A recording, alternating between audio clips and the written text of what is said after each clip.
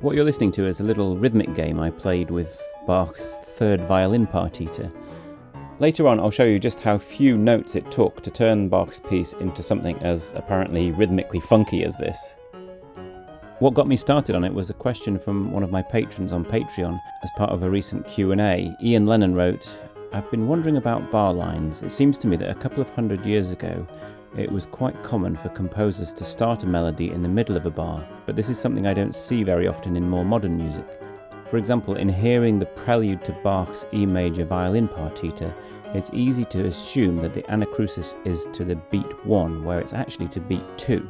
Has the use of bar lines somehow changed over the centuries, and does the hierarchy of beats always apply in the same way?" So here's the opening of Bach's piece that Ian's talking about. So as Ian says, there's no real way when you hear the opening of that piece, there's no way of knowing that you're starting actually on the second beat of the bar. It just sounds like a lead in to the first beat of the bar. 1, 2, 3, 1, 2, 3. So why does Bach start actually on the second? 1, 2, 3, 1, 2, 3. Well, let's have a look at the piece and see if we can work out what's going on. What's immediately really fascinating when you look at the piece is that after the initial opening, which sounds kind of like a theme, right? It's da-da-dum bum bum bum with the 2 16th notes and then these 8th notes forming a sort of arpeggio.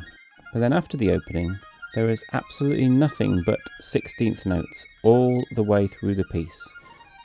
All the way until the final cadence, just a couple of bars from the end.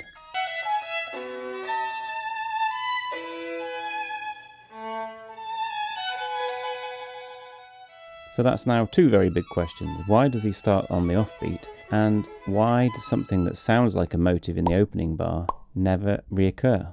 I think to answer the first question, we should look at the dance, the Sarabande, which was very common in the Baroque era. It's basically a 3/4 dance which has an emphasis on the second beat. Here's a quite famous Sarabande by Handel, which gives you a clear sense of the rhythm involved.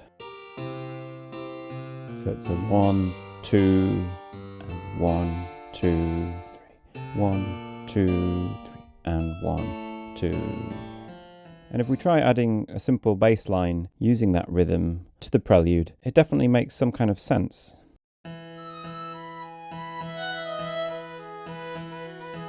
Now, this is not necessarily to say that Bach thought of this prelude as a Sarabande, but it shows you something of the kinds of thought processes in relation to dance music that he might have been thinking about. And throughout the piece, which is in 3/4, there is definitely an emphasis on the second beat of the bar. What you'll often get, for example here, is that the second and third beats of the bar contain something different from the first. So when that change occurs on the second beat, it inevitably puts an emphasis on it. If we take out the repeating E's, you can hear it more clearly, I think. Well, here's another example where the second and third beats are identical.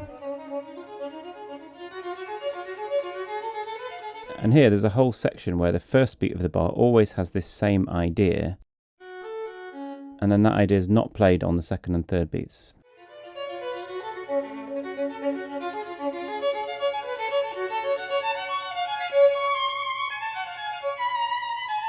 So all of these are examples of how the second and third beats do something different from the first beat.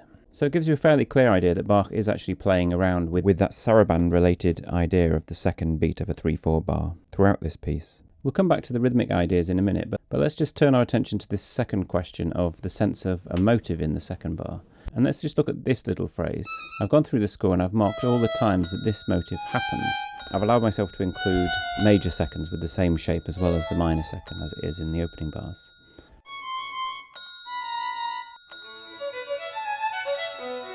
A whole series of them all happening into the third beat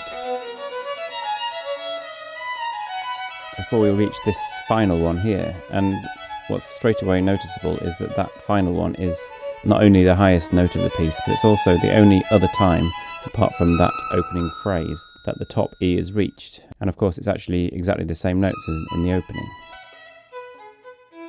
So although this doesn't leap out to us as a motive, it's such a tiny thing, it's hardly a melody in itself.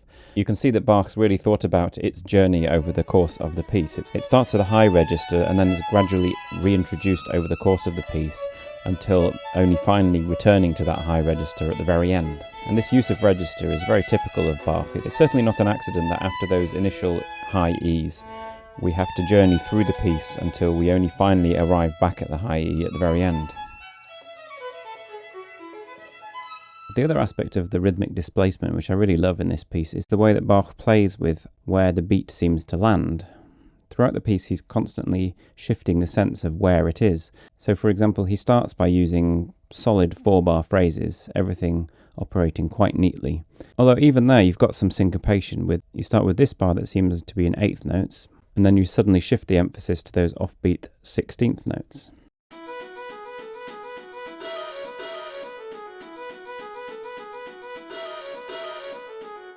And notice how he uses the new register of that high E to create that sense of syncopation. Bar 17 here is where it starts to get really interesting from a syncopation point of view. So much so that when you listen to it, it's really difficult, I think, to keep an eye on where the actual beat is.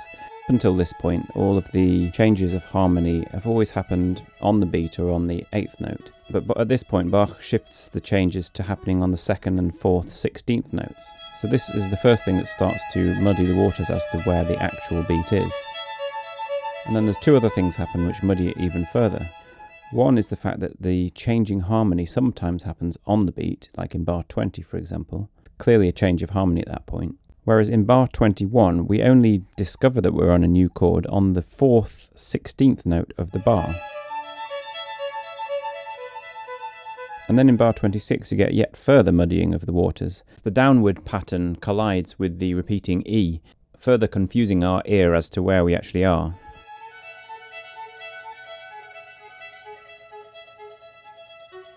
Bar 28 I find particularly lovely as the sequence moves sort of out of the other side of the E.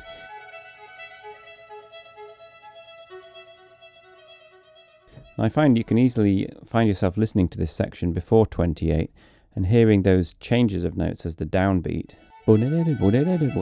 before you sort of get a jolt back to the correct beat at bar 29. And I'm certain that these kind of games with your perception of the rhythm are fundamental to what Bach had in mind at these kind of moments. He really was playing with your sense of rhythm. So it's surprising to see an arrangement of this piece by Schumann, where he completely destroys this ambiguity and adds a piano part which really confirms the 3/4 time throughout. I felt really quite disappointed when I heard this. It seemed almost like he'd missed the point of what Bach was trying to do.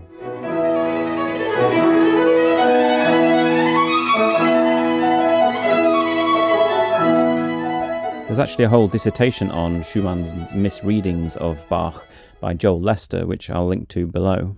So while I was preparing some of the examples here, like the Sarabande example where I added the bass note, I suddenly thought that I should have my own go at adding an extra line to this and see if I could push the thing in the opposite direction to Schumann and highlight these ambiguities even more. I did just very simple things like adding a pattern of 5 or swapping the pattern to a 3 or suddenly changing where the rhythmic emphasis is. And it was amazing how easy it was to fit these new rhythms to Bach's piece. It didn't seem like I was undermining what he was doing. I was more just emphasizing the ambiguity that was already there. Anyway, I had a lot of fun with it. I didn't get to the end of the piece. I got about halfway through, but I'll end this video with everything that I did so you can hear it. Thanks for watching the video, and I hope you enjoyed this more analytical type of video. Please let me know in the comments what you think. If you enjoyed it, do please like and subscribe and share with your friends, and consider supporting the channel over on Patreon. And I'll see you next time.